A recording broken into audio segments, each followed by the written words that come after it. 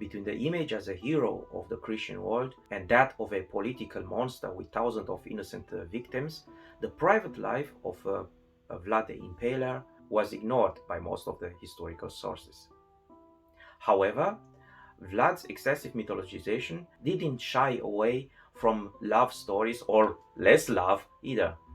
Romantic relationships continued to be fabricated starting from his lifetime until the very modern times, novelists and filmmakers. The public seems to have always been curious to know how a woman could possibly live and survive alongside one of the most brutal men of her lifetime. But let's look at what the contemporary sources have to say. As usual, this episode comes to debunk old and new absurdities and misconceptions, and to show how much is really known about each woman who was by the side of this warrior voivode.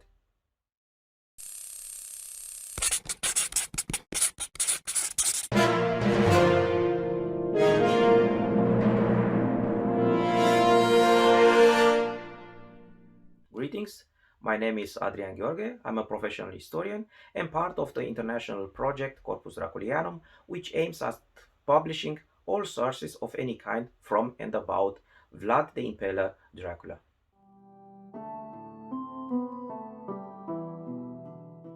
Clearly supported by the sources is the fact that Vlad the Impaler had relations with three women, a Wallachian concubine and two Hungarian wives.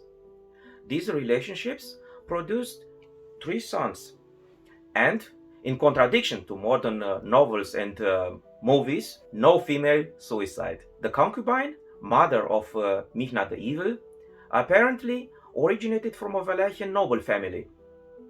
After Vlad's downfall in 1462, she married a powerful nobleman named Dracula the Armorer. For Mihna, this marriage had the upsetting consequence that his opponents declared Dracula to be his father. They denied him any blood connection to Vlad the Impaler and thus his legitimacy to the throne. But this shows us once more that Vlad was not seen as a bloody tyrant in Wallachia. Otherwise, his image would have been used against his son. Concubinage had the advantage for the voivode of being able to enter into a romantic relationship with women of his choice while remaining free for a politically motivated marriage. We don't know the details of this relationship with the anonymous Wallachian noble lady, but it remains Vlad's only verifiable love affair. This relationship ended abruptly with his imprisonment in Hungary from 1463 and his break of relations with Wallachian boyars. He most likely never saw the mother of his eldest son ever again. Propaganda stories about Dracula, which portray Vlad as a hell-bound tyrant, provide us with an implausible episode about another Wallachian concubine. She allegedly lied to the voivode that she was pregnant in order to position herself as the mother of the heir to the throne. Vlad denied that she was pregnant, apparently a literary topos according to which an despicable, life-destroying character cannot have children, barren as he is. Gutting her with a knife from top to bottom, the tyrant revealed that this concubine wasn't with child.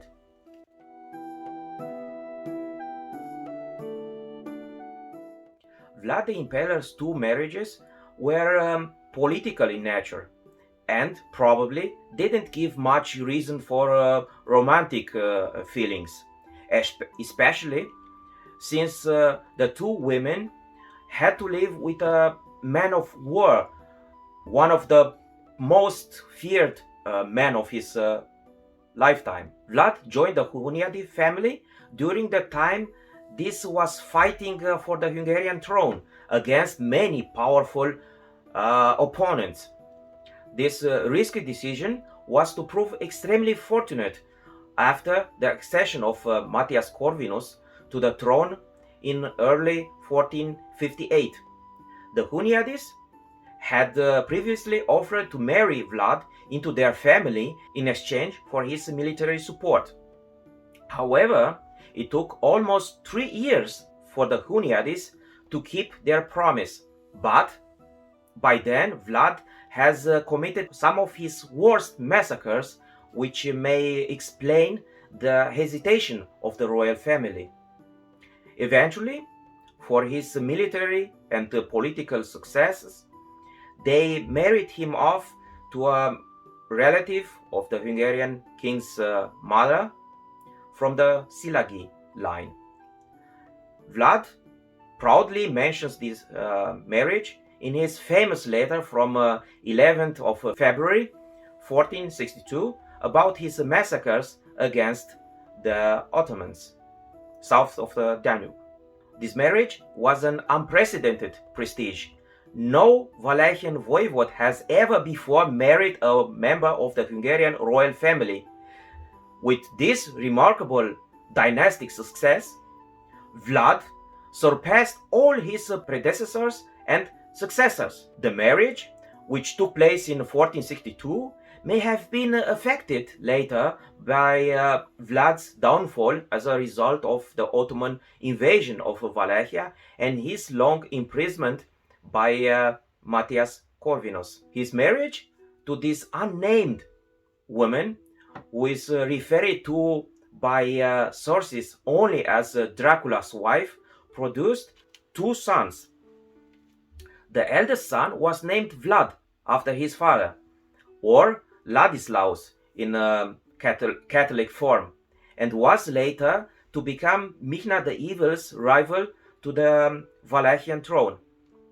Mihnea decided the throne competition in his favor, and Ladislaus moved to Sintești in western Transylvania, where his descendants would live for a long time and establish the Hungarian line of the Dracula family. The youngest son from his marriage is mentioned by the author of the Russian stories on Dracula, but he remains unnamed. Unlike his brothers, he gave up his political ambitions and later became a priest. He died around 1485 in the city of Oradea.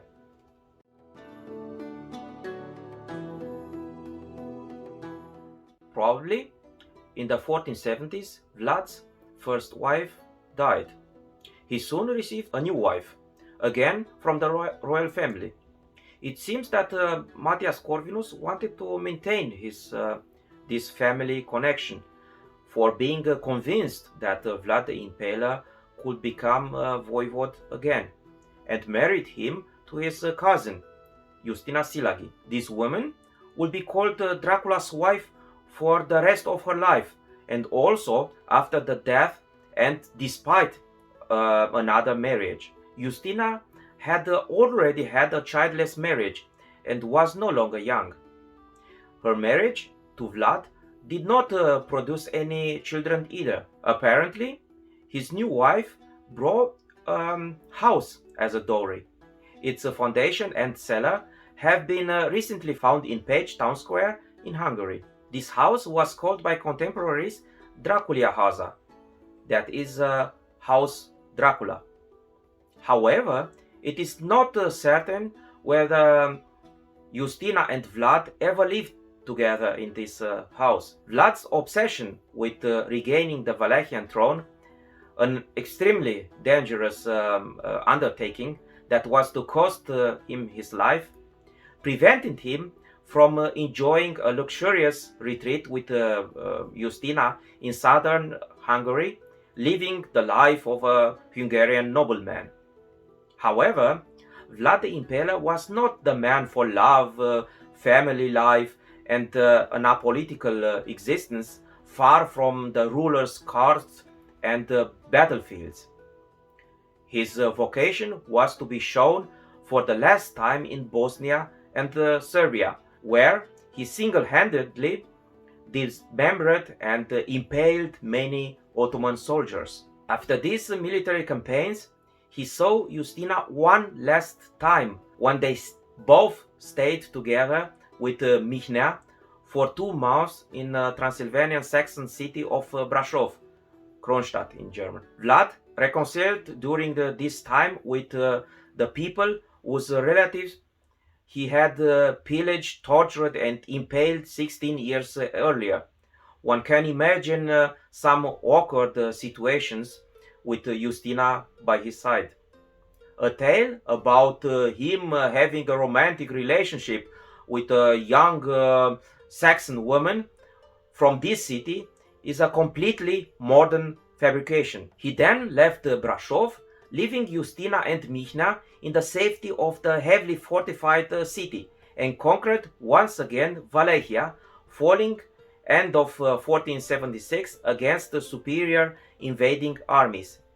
It is possible that Justina played some role afterwards in the spreading of narratives, of tales, which depicted the dead voivode as a cruel but just ruler, thus providing the positive aspects of the Dracula's myth against the negative, tyrannical ones that undermined her position and image in the Hungarian society. Overall, we don't know enough about Dracula's private life. There simply aren't enough sources left to tell about romantic relationships in the biography of this ruler and military leader. It is this very fact that provides novelists with the necessary freedom to fabricate new stories about him.